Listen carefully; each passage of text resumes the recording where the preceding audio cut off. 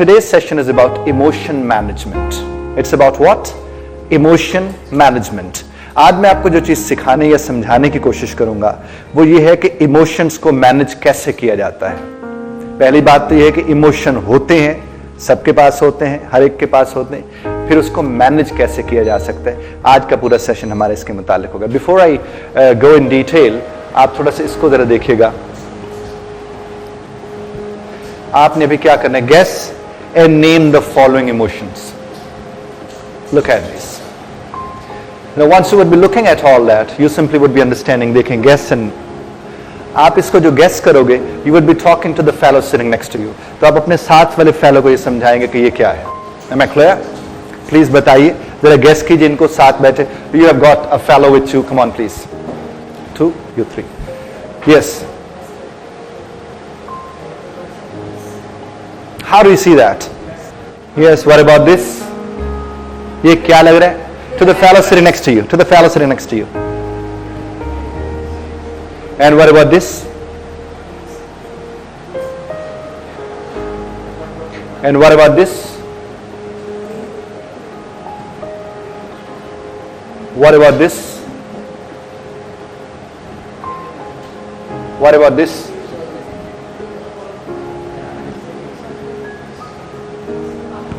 Yes, please. इस तरह से देखें इनको। ये सब क्या बता रहे? Yes, come on. Selection only 5, any 5, okay, and then share with the fellow sitting next to you. Select any 5 and share. What are you feeling right now? You can share.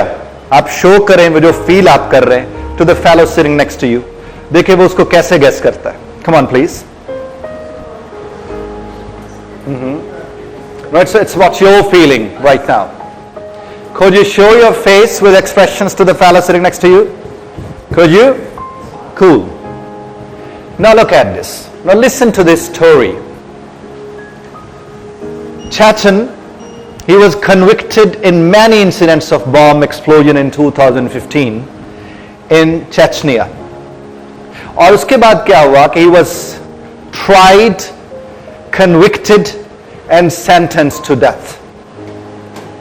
इसको वहां पर इसका ट्रायल हुआ, इसके ऊपर साबित हो गया इल्जाम और फिर उसको मौत की सजा दे दी गई 2015 में. चेचन जूरी के पास जब यह फैसला आया इसका, तो उसके पास 2 ऑप्शंस थी.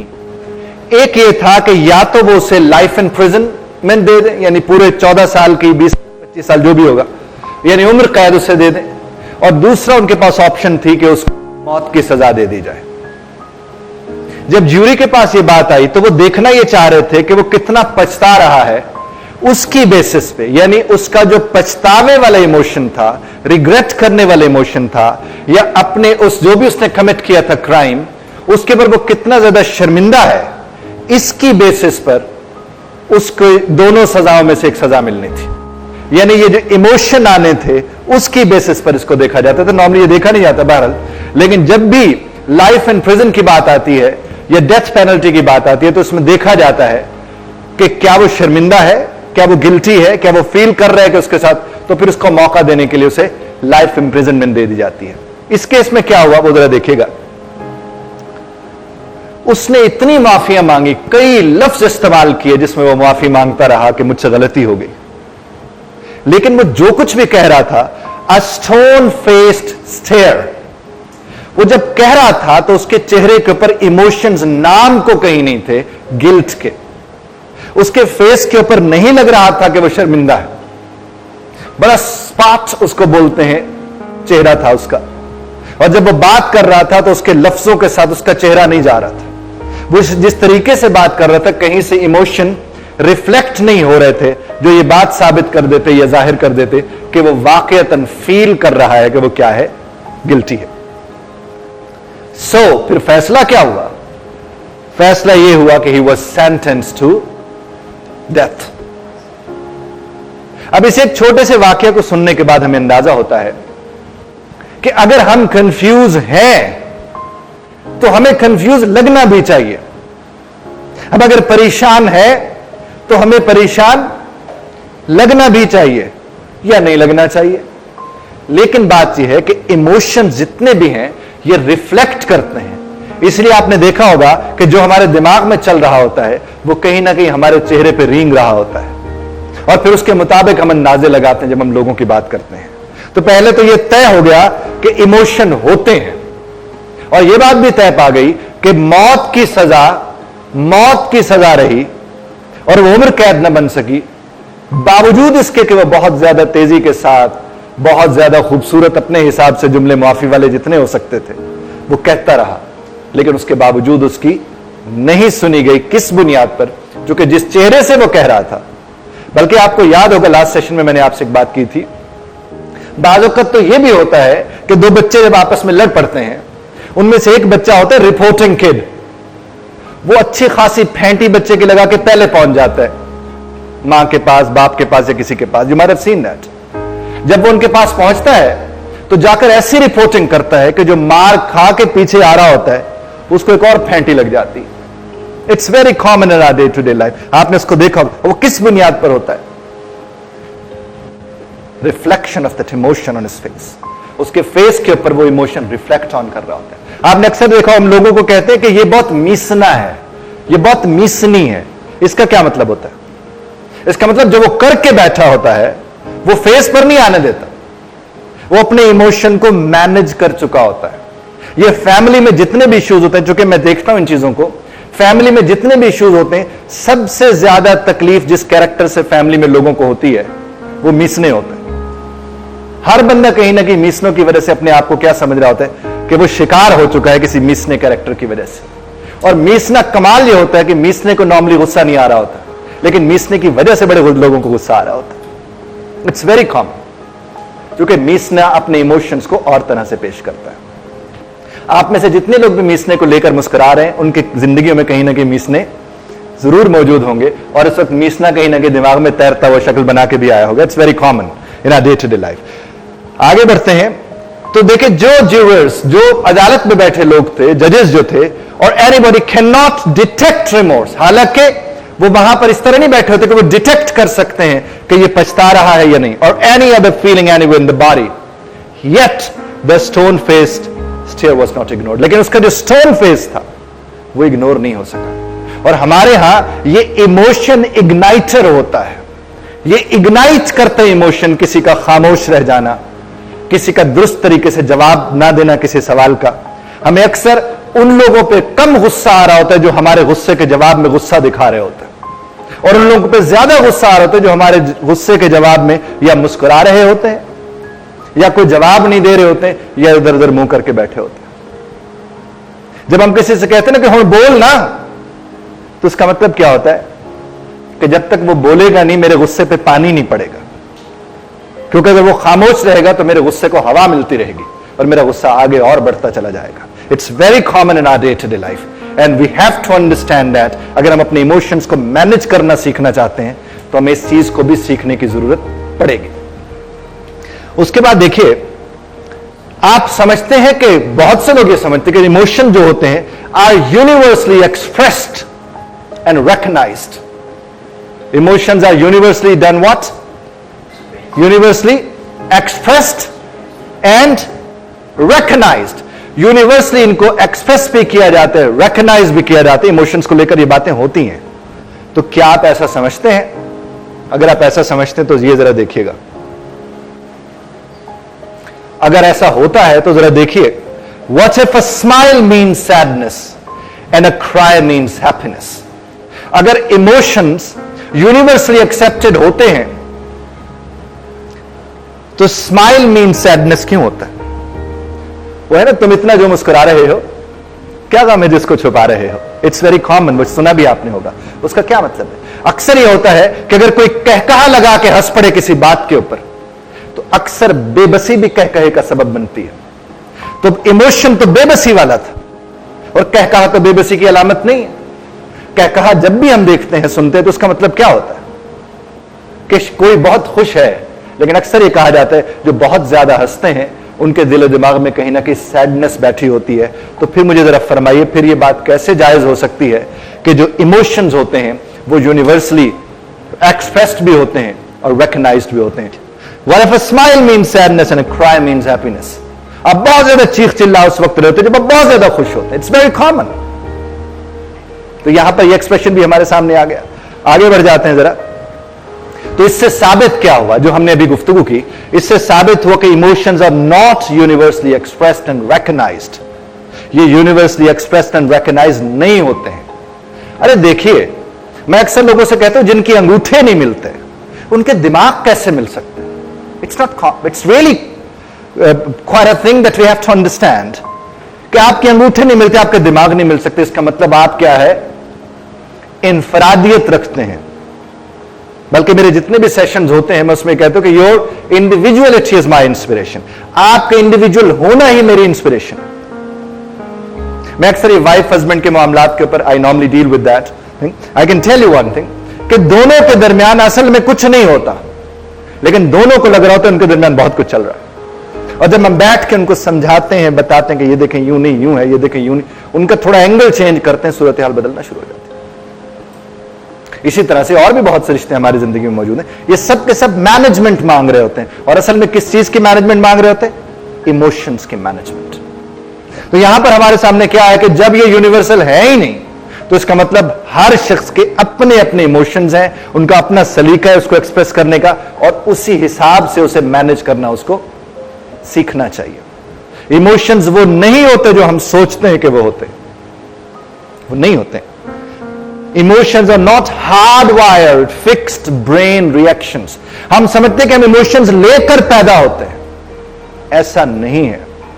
ये फिक्स्ड नहीं होते, ये हार्डवायर्ड नहीं होते. That are uncontrollable. हम कहते हैं इमोशंस को कोई कंट्रोल नहीं कर सकता जी. ऐसा नहीं है. आप शायद उसके मुतालिक कोई राय कायम करें जो बाय बर्थ आप लेकर. मसलन किसी को गुस्सा आता है, एक इमोशन, वो कहते ना मुझे बहुत गुस्सा आता है और मुझसे गुस्से पे कंट्रोल नहीं होता है. तो इसका एक मतलब है कि गुस्सा तो तुम्हें आता होगा, फाइन, लेकिन यह बात नहीं है कि तुम उस पर कंट्रोल नहीं कर सकते हो, तुम उसे देख नहीं सकते हो, तुम उसे समझ नहीं सकते. This is not possible at all. हर इंसान को गुस्सा आता है, लेकिन गुस्से की खूबसूरती जरा देख लीजिए. गुस्सा आता सबको है, लेकिन गुस्सा निकलता उस पे है जिस पे बस चलता है. यह जुमला 3 दफा साथ वाले को सुनाएगा कि गुस्सा निकलता किस पे है? जिस पे. अब जब गुस्सा निकलता उस पे है जिस पे बस चलता है, तो इसका मतलब तो यह हो गया कि गुस्से को कंट्रोल किया जा सकता है, क्योंकि जिस पे बस नहीं चलता वहां पर तो आप अपना गुस्सा नहीं निकालते, लेकिन जिस पे आपका बस चलता है वहां पर आप अपना गुस्सा निकालना शुरू कर देते. तो इससे क्या साबित हुआ? तो इससे साबित यह हुआ कि गुस्सा आपके इख्तियार में होता है. अगर वो आपके इख्तियार में ना हो तो फिर आप हर उस शख्स पे वो गुस्सा निकालें जिस पर आपका बस नहीं चलता. तो आप गुस्सा किस पे निकालते हैं? इसलिए अक्सर घर में बच्चों की जब ठुकाई हो रही होती है तो बुनियादी तौर पर ठुकाई किसी और की हो रही होती, बस वो समझ नहीं आ रहा होता. जिसका जिस पे बस चल रहा होता है उसके हिसाब से उसको देख रहा होता है. It's very common. भाई बड़े गुस्सा आया हुआ है उन लोगों के ऊपर जिनके ऊपर बस नहीं चलता, छोटे को फेंटी लगा देंगे. बाहर जाकर किसी गरीब के साथ, ऐसे गरीब से मुराद यहां पर जो कमजोर है उसके साथ लड़ पड़ेंगे, उस पर गुस्सा निकाल देंगे. It's an emotion. लेकिन यह बात तो तय पा गई कि हम इमोशंस लेकर पैदा नहीं होते और इमोशंस को कंट्रोल किया जा सकता है. और इसकी एक मिसाल मैंने आपकी खिदमत में अर्ज कर दी. उसके बाद देखिए, आपको बड़ी हैरानी होगी ये बात देखकर कि 25 बरस, इन द लास्ट 25 ईयर्स, ये जो माहिरीन थे दिमाग के, उन्होंने क्या किया? प्रोब्ड ह्यूमन फेसेस, उन्होंने इंसानी जो चेहरे हैं उनके पर अच्छी खासी तहकीक की, उनके इमोशंस के किस तरह वो रिफ्लेक्ट करते हैं. और उसमें उन्होंने मेजर किया इलेक्ट्रिकल सिग्नल्स को दैट कॉज, जिनसे फेशियल एक्सप्रेशंस बनते हैं, उसी के ऊपर उन्होंने तहकीक की. उस तहकीक में उन्होंने क्या किया? इस तरह से study the human body and emotion, scan and examine hundreds of brains को किया. And the results of all this research, उस पूरी रिसर्च का जो रिजल्ट प्रूव हुआ वो क्या था? कि we are not born with emotion circuits. हम इमोशन सर्किट्स लेकर पैदा नहीं होते. और emotions are not hard wired that just get triggered and happen to you. ऐसे नहीं कि अचानक आपके साथ हो जाते हैं. वो आपने सुना होगा कि वक्त करता है परवरिश बरसों. हादसा एकदम नहीं होता, चेन होती है चीजों की जो चल रही होती है। हम जब कहते हैं उसको अचानक ही पता नहीं किस बात पे गुस्सा आ गया, तो थोड़ा सा हम एनालाइज करें तो थोड़ा बहुत जिस पे गुस्सा आ रहा होता है उसे भी पता होता है कि गुस्सा किस चीज पे आ रहा है। इट्स नॉट दैट क्विक, और our brain is not pre wired. हमारा ब्रेन जो है वो प्री वायर्ड नहीं होता, it's not pre wired with emotion circuits. In fact होता क्या है, no brain on this planet contains emotion circuits. आप ये इल्जाम जो दे देते हैं, ये नहीं कि भाई वो तो ऐसा ही है। अक्सर क्या होता है, घर में एक बच्चा अगर बड़े सख्त मिजाज के साथ गुफ्तगू करता है, बहुत जल्दी गुस्सा करना शुरू कर देता है, तो हल्का सा वालिदा की तरफ से जुमला आता है, मुझे पता है ये किस पे गया है। और अगर वालिद साहब कहीं करीब फिर रहे, वो कहते हैं हाँ मुझे भी पता है कि वो किस पे गया है। ये जब दोनों कह रहे थे मुझे किस पे गया है, तो दरमियान में से बच्चा, हम जब कहते हैं कि जी बायोलॉजिकली वो इनहेरिटेड बिहेवियर पे चला गया, असल में दोनों इमोशंस को देख चुके होते हैं और दोनों इमोशन मैनेज करने के लिए कोशिश करने से बचना चाह रहे होते हैं। और कोशिश से कैसे बचा जा सकता है, आप इर्द गिर्द के रिश्तों पे इल्जाम दे दें। जब आप इर्द गिर्द के रिश्तों पे इल्जाम दे देंगे तो उसका तो एक ही मतलब निकलेगा कि आप उस काम को हाथ ही नहीं लगाना चाह रहे, आप उस मामले को हल करने में कोई दिलचस्पी नहीं रखते, बल्कि आपके पास तो बेहतरीन तरीका है, इल्जाम लगाओ जान छुड़ाओ। दुनिया जहान में हुकूमतें क्या करती हैं, पिछली हुकूमत पे इल्जाम लगाएं और अपनी हुकूमत को चला लें। इसी तरह ये जो दो हुकूमतें होती हैं, ये दोनों हुकूमतें भी इसी तरह करती रहती कि एक पे इल्जाम लगा के दूसरे को चलाया जा सकता है। याद रखिए एक बात को, remember emotions are not built into your brain at birth. जो मैंने गुफ्तगू के इब्तदाई में आपसे अर्ज किया कि ये इमोशंस आप बाय बर्थ लेकर नहीं आते, नहीं आते, नहीं आते, बल्कि होता क्या है, दे आर जस्ट बिल्ट, इन्हें बिल्ट किया जाता है। यह आपकी इख्तियारी फेल है। रब्बे कायनात ने जो आपको इख्तियार दे रखा है, जो आपको इख्तियार अता कर रखा है, उसकी रोशनी में आप इसे बिल्ट करते हैं। तो it means you are the ones who are involved in doing all that. आप इसमें इन्वॉल्व होते हैं, आप इसको देखकर कर रहे होते हैं। तो ये सिर्फ और सिर्फ आप होते हैं। अगर आप इनको मैनेज करना चाहते हैं तो आप अपने आप को समझें कि इनके पीछे आप हैं। जब तक आप ये समझते रहेंगे इनके पीछे कोई ये है, वो है, वो है, तब तक आप उस तरफ जाएंगे नहीं जिस तरफ आपको जाने की जरूरत है। In other words, you are not at the mercy of imaginary emotions circuits which trigger automatically, but how you manage it, if so then। अब ये सवाल नहीं पूछने वाले। आप जब भी कभी बुरा रवैया शो करते हो तो नॉर्मली आप क्या कहते, who is responsible when you behave badly. जब आप बैड बिहेवियर शो करते हैं, कौन रिस्पॉन्सिबल है जी उसका? A kind of question that you can ask from yourself. And then, or who is responsible when you shout badly? जब चीखते चिल्लाते आप हैं, कौन रिस्पॉन्सिबल है जी उस वक्त? You are, आप रिस्पॉन्सिबल है, because you are answerable for in charge of you, जो कि आप अपने इमोशंस के इंचार्ज हैं। आपके इमोशंस आपके पास हैं। जब वालिदैन के सामने बदतमीजी कर बैठते हो, बड़े भाई के सामने, किसी और के सामने बदतमीजी कर बैठते हो, तो मत ऐसा समझो कि ये उसकी वजह से हुआ है, बल्कि ये इस वजह से हुआ है कि जो तुम्हारे हाथ में था वो तुम्हारे हाथ में ना रहा, जो तुम्हारे इख्तियार में था वो तुम्हारे इख्तियार में ना रहा। इसके अलावा कोई वजह नहीं होती है। एक मिसाल आपको देकर यहां से आगे चलूंगा। मैं अक्सर ये मिसाल देता होता भी हूं, बल्कि अगर आपको मौका मिले तो YouTube के ऊपर मेरे एक ऑडियो पड़ा है 3 से 5 मिनट का, मोटरसाइकिल के नाम से। उसमें मैंने बताया कि मोटरसाइकिल वाले जिस तरह मोटरसाइकिल चलाते हैं, रिश्तेदार भी इसी तरह रिश्ते निभाते हैं।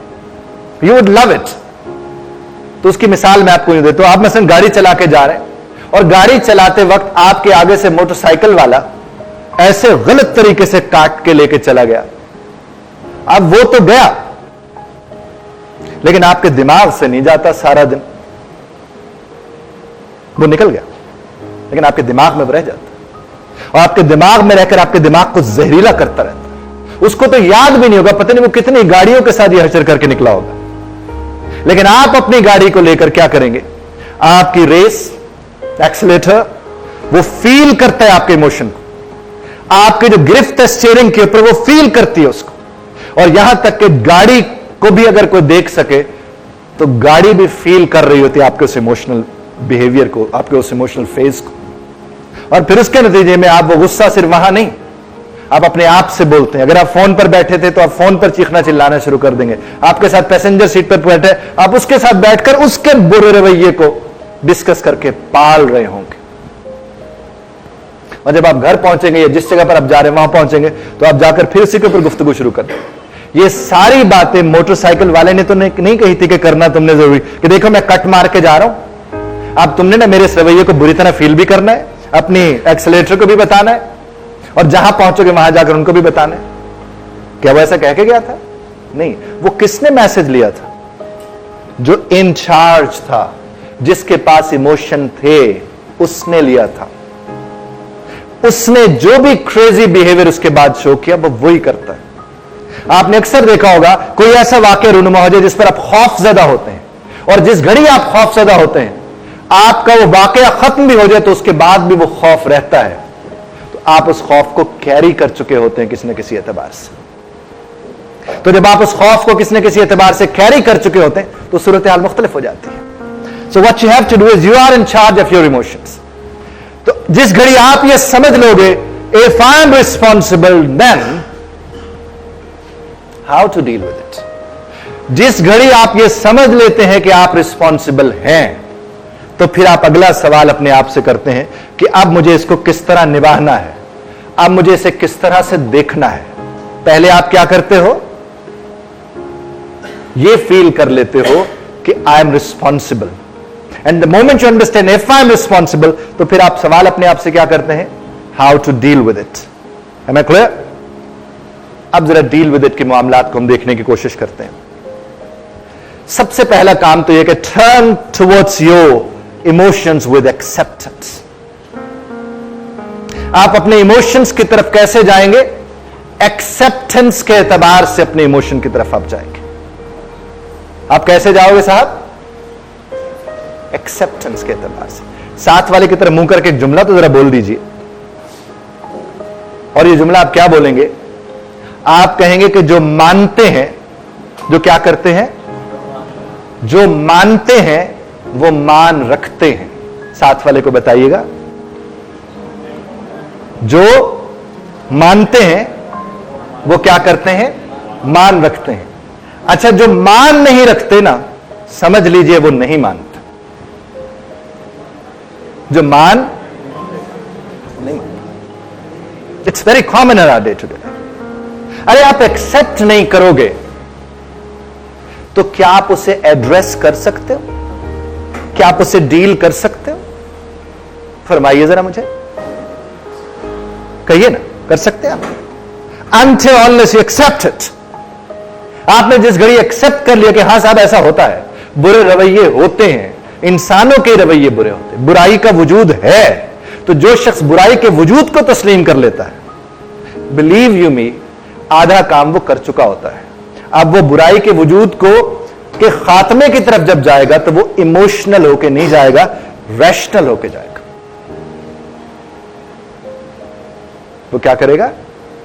हम अक्सर लोगों की मदद करने जाते हैं तो पता चलता है कि हम अपनी मदद कर रहे थे। आपने अक्सर देखा होगा, ये भी बड़ा कॉमन सा इमोशन है। खुदा ना खास्ता घर में कोई मसला हो जाए, जिनके साथ मसला हो रहा होता है, मसलन कोई बीमारी होगी, अचानक कोई ऐसा मसला हो गया, तो जिनके साथ मसला चल रहा होता है वो तो चल रहा होता है, हमें इर्द गिर्द के दो चार लोग और संभालने होते हैं कि उन्हें पता लग गया तो ये हो जाएगा, और उन्हें पता लग गया तो ये हो जाएगा, और जिसके साथ हो रहा होता है वो कहीं और पड़ा होता है। अक्सर कहीं दूर दराज किसी रिश्ते की वफात का इल्म हो जाए तो एक तो उस घर का जो मसला सो मसला, इधर हमें अम्मी को संभालना होता है, और फिर सोच रहे होते कौन बताएगा अम्मी को जाकर, कौन ये इत्तला देगा। यानी एक तो वो मसला, एक ये मसला। इसी तरह एक कहानी आपने भी सुन रखी होगी, और जिस तरह हादसा होता है लोग इकट्ठे हो जाते हैं, तो वहां बैठे एक शख्स यही कह रहे कि पानी ले आओ, पानी ले आओ। थोड़ी देर के बाद जब पानी आ गया तो वो पानी खुद पी के कहने लगे मेरा दिल बड़ा घबरा रहा है। अगर आप तक बात पहुंचे तो हम अपने रिश्तों में इसी तरह मैनेज कर रहे होते हैं रिश्तों को। हम सब मिलकर इसी तरह से अपने रिश्ते मैनेज कर रहे हैं कि मेरा दिल बड़ा घबरा रहा सी को हम मैनेज कर रहे होते हैं, जिसके ऊपर कयामत टूट चुकी होती है हम उसको मैनेज नहीं कर रहे होते, क्योंकि मेरा दिल बड़ा घबरा रहा सी। द मोमेंट यू फील कि मेरा दिल घबरा रहा सी, तो you have to feel one thing कि अगर दिल तुम्हारा है तो फिर मामला भी तुम्हारा है। साथ वाले की तरफ मुंह करके बोलेंगे मुझे इल्म हुआ कि दिल मेरा है तो मामला भी मेरा है। साथ वाले को बताइएगा। तो फिर ये मामला भी मेरा है और मुझे उसी नजर से उसको देखने की कोशिश, यानी I have to accept it, and the moment you accept it you are ready to address that situation whatever the nature of that situation is. उसके बाद आप देखिए होता क्या है, आपके पास जब इमोशंस का आपके ऊपर एक तरह से हमला होता है जिसको आप मैनेज नहीं कर पा रहे होते हैं, स्टमक एक। मैं अक्सर खातीन को, हजरात से भी कहता हूं, ये जो खासतौर पर जो हस्बैंड वाइफ्स हैं, आई नॉर्मली टेल देम, मैं उन्हें कहता हूं कि मेहरबानी फरमाए स्ट्रेस ना इस तरह से लें, नहीं तो आपको स्टमक एक शुरू हो जाएगा। और यू वोंट बिलीव इट कि 90% का ये जवाब आता है, सब वो तो कब का शुरू हो चुका, स्टमक एक तो कब का हो गया, इसी का। उसके बाद टाइटनिंग ऑफ थ्रोट, बाद कर लोगों ने गला बंद होना शुरू हो जाता है, वो भी इसी की वजह से हो रहा था, आवाज सही नहीं निकल पा रहे थे, वो भी इसी की वजह से हो रहा होता है। इसी तरह से pounding of your heart, they feel their heart, इसी तरह से कहीं ना कहीं टेंशन बॉडी के किसी पार्ट में होना शुरू हो जाती है।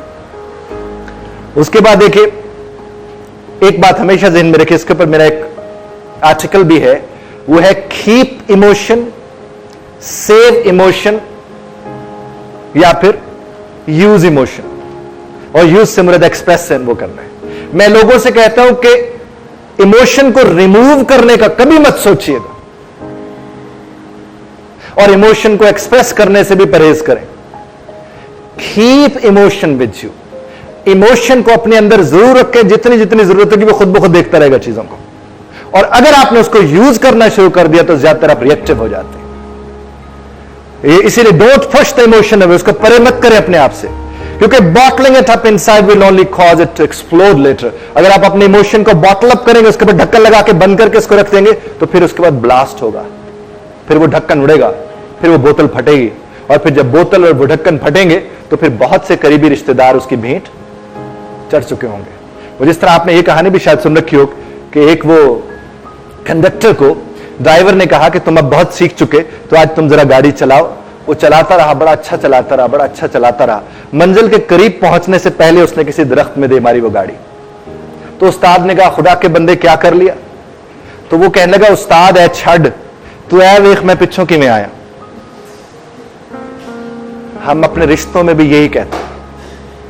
ये बॉटल अप वाला बात है कि आप क्या करते, 10 दिन एक इमोशन को संभाले रखा कि किसी का नुकसान ना हो, और 10 दिन के बाद वो नुकसान किया जो पहले दिन वाले से कई गुना ज्यादा है, क्योंकि हम अपने इमोशंस को मैनेज नहीं कर रहे होते। उसका नतीजा क्या निकलता है जनाब, देख लीजिए, मोर डिफिकल्ट इमोशंस और even a complete emotional shut down हो जाता है, प्रॉब्लम होता है। Listen to your difficult emotions. आपके जितने भी डिफिकल्ट इमोशंस हैं जो सबके होते हैं, उनको सुनिए, उनको सुनिए। उनको सुनने का मतलब उन्हें कीप करना है। जब मैंने आपसे कहा था कीप योर इमोशंस, आप अपने इमोशंस को सुनेंगे तो सुना जाएगा। और आपके इल्म में है, हम सारे के सारे बुनियादी तौर पर सुनाना चाहते हैं और कोई सुनने वाला ही नहीं, क्योंकि हम सब करना क्या चाहते हैं। जब सारे सुनाना चाह रहे होंगे तो सुनने वाला कहां से आएगा? ज़ाहिर you won't have it. Listen to your difficult emotions that you have. They are trying to help you wake up to what is going on before a major crisis occurs. आपके इमोशन कहीं ना कहीं चल रहे होते हैं, आप जब उन्हें सुनते रहते हो तो वो मैनेज होते रहते हैं। और अगर आप उन्हें सुनते नहीं हो, दबाते रहते हो, तो उसका नतीजा क्या निकलता है? एक वक्त आता है फिर वो क्या करते हैं? एक्सप्लोड होते हैं, वो फिर फटते हैं। और आप एक काम और भी कर सकते हैं, you may identify your emotions and label them. उनको आइडेंटिफाई करें और देन लेबल देम, फिर उन्हें लेबल कर दें। एक्नॉलेज देयर प्रेजेंस, उनके होने को तस्लीम करें। And simultaneously allow yourself to remain detached from them, और अपने आप को उनसे कीप रखें जरूर, लेकिन अपने आप को जरा उनसे परे परे रखें। मैं ये भी मिसाल शायद लास्ट टाइम आपने दी थी कि अक्सर क्या होता है, कोई परेशान लोग देखते मेरा दिमाग पहले खराब है। जब कोई कहने तो मेरा दिमाग पहले खराब है, तो आप उसे कह तो सकते हैं कि अगर आपका दिमाग पहले ही खराब है तो फिर अब क्या हो सकता है। लेकिन आप ये कहेंगे तो वो क्या कहते फेर तू, तो फेर तू के बाद फिर आपके दिमाग के खराब होने के इम्कानात पैदा होना शुरू हो जाते हैं। It's very common. और एक बात और भी आपको मजे की बताऊं, आप जरा आपस में यंगस्टर्स करके देखिए, जब आपको कोई कहना यार मेरा दिमाग पहले खराब है, आप उसे एक बार फेर कहीं और उसकी वीडियो बनाएं। बिलीव यू मी, और इससे पहले कि उसका मजीद दिमाग खराब हो उसको वो वीडियो दिखा दे, you won't believe it.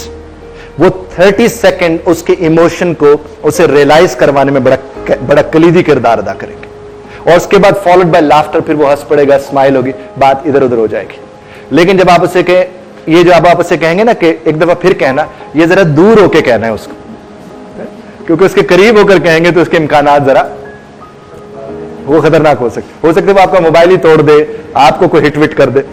Be careful, ठीक है ना। और हस्बैंड वाइफ कम से कम 5 फीट के फासले पे ये जुमला एक दूसरे से कहें, उनके मुताबिक तो यही है। अच्छा, उसके बाद देखिएगा टिप इसके लिए क्या है, instead of saying I am angry, से दिस इज एंगर। ये टिप है आप लोग के लिए। जिस घड़ी भी आपको लगने लगे कि मैं क्या कहूं कि मैं गुस्से में हूं, आपने क्या कहना है, ये गुस्सा है। जिस घड़ी आपको लगने लगे मैं गमजदा हूं, मैं सैड हूं, तो आपने कहना है this is sadness. Am I clear? Can you say this 3 times to the fellow sitting next to you? From this moment onward, what I'm going to say is, I'm angry की जगह पे मैंने क्या बोलना है, this is anger. I'm sad की जगह मैंने क्या बोलना है, this is sadness.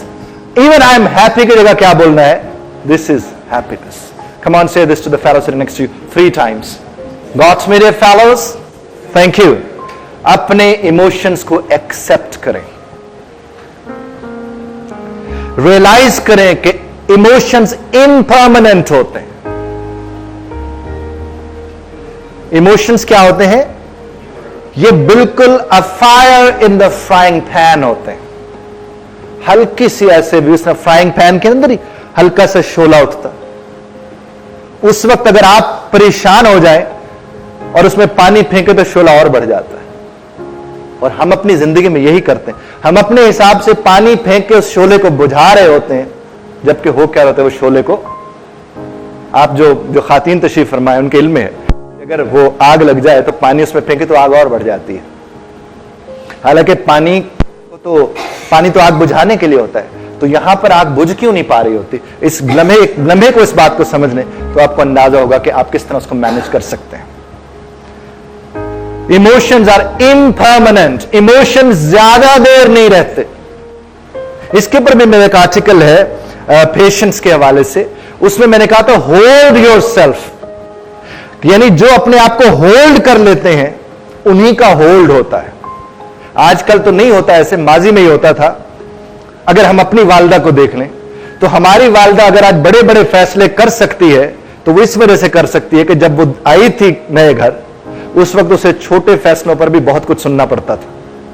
उसने वहां होल्ड किया, आज सारे फैसले वो कर रही। और यही कहा जाता था, बेटियों को समझा के भी ये बताया जाता था कि आपने वहां जाके घर को बसाना है, और घर बसाने का मतलब यह है कि आगे से जवाब नहीं देना, थोड़ा होल्ड करना है। एक वक्त आएगा सारी हुक्मरानी तेरी होगी। और ये क्यों समझाया जाता था, और आज ये नहीं समझाया जा सकता। मेरे राइट्स के नाम पर रिश्ते ही खत्म हो रहे हैं। आप सिर्फ खुला का पिछले साल का, इस साल का उठा के देख लें अपने लाहौर कोर्ट से, जिस कदर तेजी से खुला बढ़ रही है, वो इस वजह से बढ़ी कि इमोशन को मैनेज करना नहीं आ रहा। जबान, कहा जाता था कि ये जबान ही सब कुछ होती है। जवाब देना जब औरत या मर्द फर्ज समझ ले तो आप समझ लें कि उनका रिश्ते का टूटना भी तकरीबन फराइज में शामिल हो चुका है। It's very common. पहले होल्ड करते थे, आज हम जब नानियां दादियां देखते हैं, और आज की हमारी जो बेटियां बहनें जिनकी शादियां वादियां हो रही हैं, तो बहुत कम लगता है कि ये नानियां दादियां ये किस तरह की होंगी। क्योंकि जो हमारी आइडियलाइज जिनको हम कहते हैं नानियां दादियां, तो वो और होती थी, वो आज भी होती हैं, इनका कोई नहीं पता। Emotions arise and reside. ये उठते भी आपके अंदर है और रहते भी आपके अंदर है, लेकिन थोड़ी देर को। उस देर को बढ़ावा देना है तो आपने देना है वही पानी डाल के, और ये फिर गायब हो जाते हैं। सिर्फ इमोशन के गायब होने का इंतजार कर लोगे ना तो समझ लो कि आप मान रख रहे हो। रिश्तों के मान होते हैं, बस इमोशन के सेटल होने का इंतजार महीनों नहीं होता, ये लम्हों में पैदा होते हैं और लम्हों में मर जाते हैं। मैं लोगों से नॉर्मली क्या कहता हूं, इमोशंस पतंगों की तरह होते हैं। पतंगे आप जानते हैं, ये जो बाद में उठते हैं, ये जो बारिश के बाद, अरे इनकी कितनी उम्र होती है, बहुत थोड़ी सी उम्र होती है। बस उस उम्र में आप पैनिक कर जाओ, आपके ऊपर है, और उस उम्र में आप रह जाओ, ये आपके ऊपर है। फूल को लेकर उसने बात की थी, उसने उसे कहा था कि तेरी तखलीक पे दिल हलता है कि तू फकत एक तबस्सुम के लिए खिलता है, उसके बाद तू मुरझा जाता है। तो जिंदगी में इमोशंस भी इतनी ही देर के होते हैं, थोड़ी देर को वो आपकी जिंदगी में आते हैं, और वो लम्हा होता है जब आपको मान रखना होता है रिश्ते का, इमोशन का नहीं। टिप क्या है, अपने इमोशंस को टाइम देना शुरू करें और उसको स्पेस दे, ताकि वो क्या करे, फेड करे एंड देन डिसअपियर। आपने देखा होगा वालिदा भी घर में बच्चों क्या कहती, उधर ना जाना तुम्हारे बाप को गुस्सा आया हुआ है, कहती है ना। वो जो कहते अब्बू भी ना कहते चुपते कर ना, तुम जरा इधर हो जाओ थोड़ी देर को। आप थोड़ी देर को इधर हो जाते हैं, उतनी देर में इमोशन उधर हो चुका होता है, और उसमें मां भी अपना किरदार अदा कर चुकी होती है, एक सॉफ्ट कॉर्नर बना चुकी होती है। उसके बाद फिर सूरत हाल मुख्तलिफ हो जाती है। और अगर आप उसी कहते नहीं नहीं ये हर दफा मेरे साथ ऐसा कर, तो जब आप जाते हैं तो उस दफा कुछ नया भी हो जाता है। आपने अपने आप से इंक्वायर करना है, पूछना है, इन्वेस्टिगेट करना है। जब आप इंक्वायर करते, इन्वेस्टिगेट करते, यानी after you have calmed and soothed yourself from the impact of your emotion, take a moment to delve deeply and explore what happened. थोड़ा टाइम लें और जाकर देखें, एक्सप्लोर करें क्या हुआ। एंड देन ये सवाल आपने खुद से करने। पहला सवाल क्या है, What triggered me? ये अचानक क्या हो गया मुझे, कौन सी बात थी जब मुझे ये सब करना पड़ गया। What is causing me to feel this way?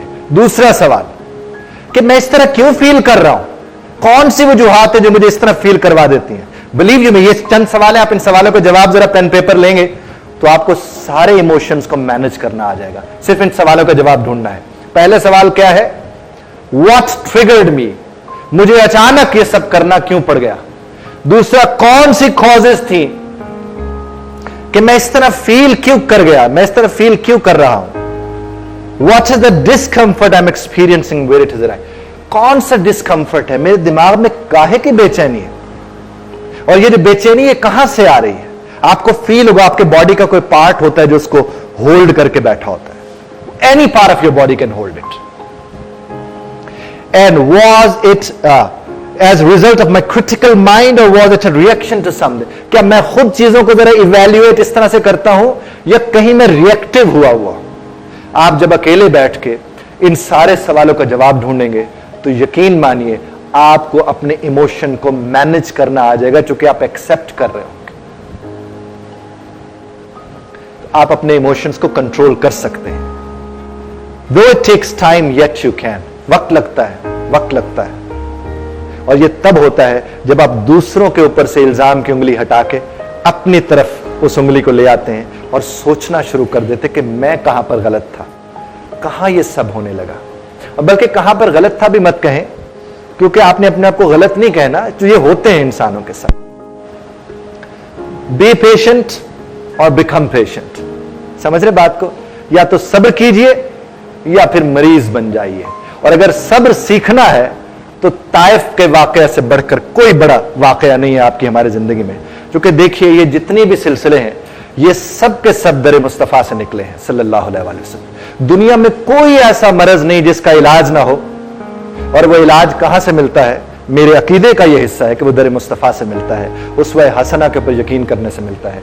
नबी करीम सल्लल्लाहु अलैहि वसल्लम की जात मुबारक की ज्यादा कुर्बत से हमें वो चीजें नसीब होती हैं, क्योंकि ये सारी चीजें वहां रही हैं किस न किसी एतबार से। अब इन्हें हमने किस तरह देखना है वो बात है जो सबसे ज्यादा अहम है।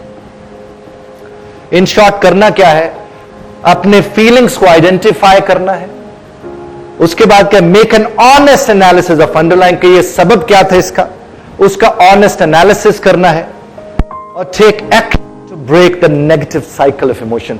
इस नेगेटिव साइकिल इमोशंस का थोड़ा एक्शन करने के इसको ब्रेक करना है। और उसके बाद थैंक यू फॉर लिसनिंग। आपने जिस ध्यान से सुना, जिस मेहरबानी से सुना, I am really grateful to you all. God bless you. Thank you very much.